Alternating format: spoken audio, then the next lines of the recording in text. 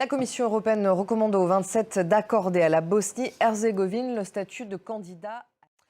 Le moral des Français, une nouvelle fois en berne. La grève dans les raffineries est toujours en cours. Il devient de plus en plus compliqué dans certaines régions, notamment dans le nord et dans et autour de Paris, de trouver de l'essence. Hier, 4 salariés d'ExxonMobil ont été réquisitionnés pour permettre le fonctionnement d'une raffinerie normande.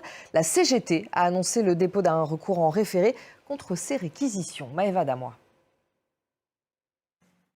Le Tchad a un nouveau Premier ministre. Il s'agit de l'opposant et ancien journaliste Saleh Kebzabo, candidat 4 fois à la présidentielle. Il a promis d'accompagner le chef de l'État dans la transition politique de ces 2 prochaines années. Caroline Lombolé.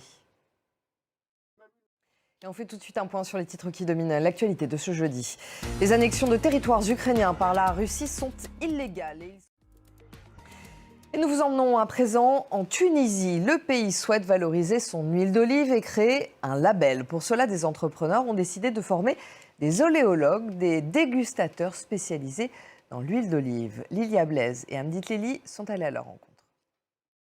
Au Nigeria, un professeur d'art a décidé de divertir les personnes âgées dans les maisons de retraite. Il se sert pour cela de casques de réalité virtuelle, une technique pour permettre aux pensionnaires de s'évader en visitant notamment New York. C'est un reportage de notre correspondant Moïse Gomis.